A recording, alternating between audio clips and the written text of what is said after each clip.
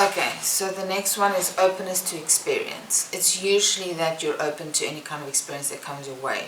So with this one, I'm picky. There are certain things that I just don't feel the need to experience.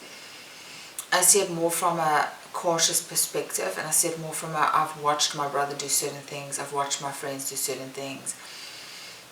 I actually do prefer to watch other people do certain things before I try it. It's not really to do it better or to do it different, but to really have a look and see, do I really want to do that? Which is why when it comes down to big decision making, I don't rush into big decisions. I think the only time that I've ever jumped on a huge decision was moving country, because I needed to choose quite rapidly that I'm going to move and how I'm going to do that, how much money it's going to cost, what kind of paperwork is necessary. And so I did have 6 months of preparation time emotionally to also wrap my brain around the fact that I'm leaving a life that I loved to go to a new life that I'm going to love. But on average, I'm open to experiences that I think are healthy. So experiences that I think could hurt me in the long run or other people, like robbing a bank, I'm going to consider and think through before I do. Okay, so I am open to experiences, but I prefer to do things that I learned the word clean fun through somebody that I worked for in my late 20s, because I was thinking, what is wrong? Like, there's something not right with the way that certain of my friends would do certain things. And like, they're experiencing life and they're talking about living and having experiences and making choices that they probably won't be able to make when they're married with children. But there was something about it that I didn't like, and I couldn't put my finger on how to explain what it was. And then one of my employers said to me, it's when she was growing up, she had clean fun. And I'm like, that's what it is. And it's not a judgment, and it's not where I'm insulting anybody. What I'm saying is that there's just certain things that I'm like, this is going to hurt somebody, including yourself, in the long run. And so when I say open to experience, even with doing my own YouTube channel, I was open to starting it. I didn't know what vision I wanted. I didn't know exactly what to focus it on, because I have many interests that I like to talk about. But there's also that I needed to be open to learning to record and edit and make the channel fun, which I'm still in the process of learning. But I didn't jump impulsively into becoming a YouTuber. I thought about it a lot. I did a lot of research, because I am a sensitive person, because I'm emotional. And so there is a lot of trial and error, and critic that can come with it, because it's on the internet and people can say their opinion even if they don't know you. And I knew that I needed to make peace with that in a way, because I'm talking about topics that I enjoy.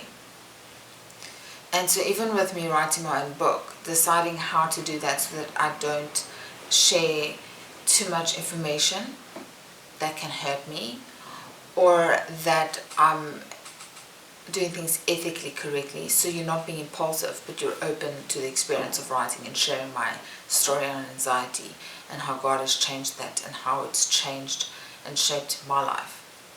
Instead of maybe getting worse, it's getting easier.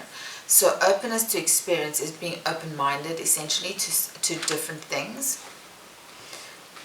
It's being intellectually curious, creative, imaginative, but it's also a tentativeness to a person's inner feelings.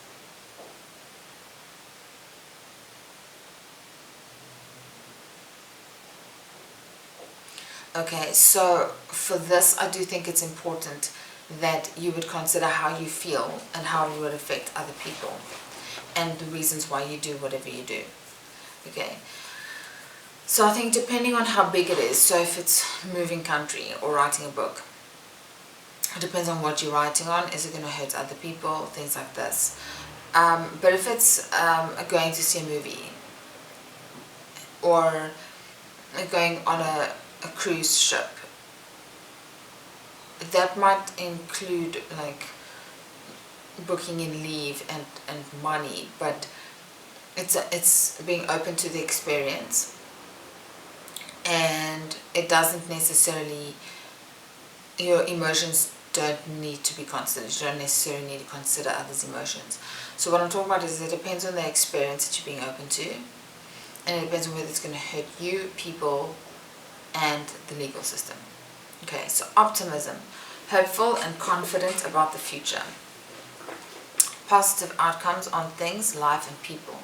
So even if sometimes things go wrong, you're still thinking in an optimistic way. Okay?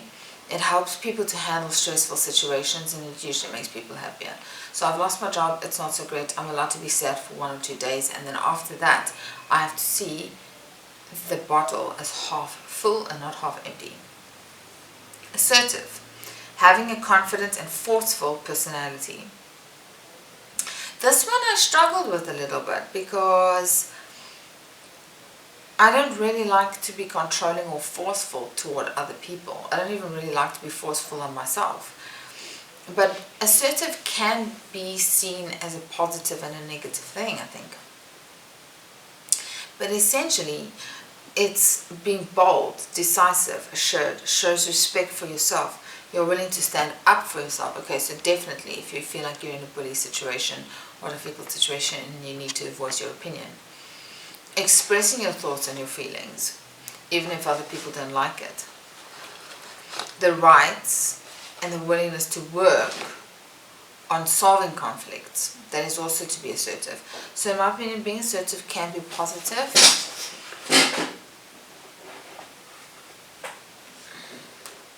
And a negative thing. Sorry, I think my cat wants to sit next to me because it's cold and it wants to keep warm.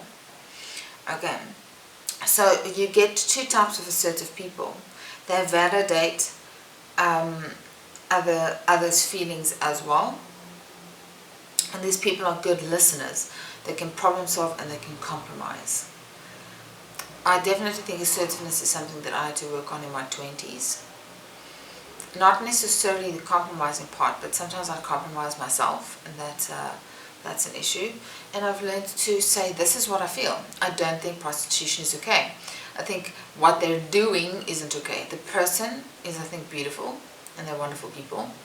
God created all people, but what they're doing isn't okay. Smoking marijuana is not okay. It's not a judgment on the person. I'm saying that I don't agree with what they're doing, and in my own home, I won't have it. But they can totally get high before they arrive to the dinner party. But once they're in my home, I don't want their stash in my house. I'm allowed to say that. I'm allowed to voice my opinion, but I do need to do that in a loving manner. Alright, so the last one is resilience. Resilience is usually the bounce back. A positive bounce back from a situation that is a setback or a situation that has hurt you. So it is kind of connected to optimism because it's how you see your current situation and the future. But resiliency is the bounce back from a negative situation.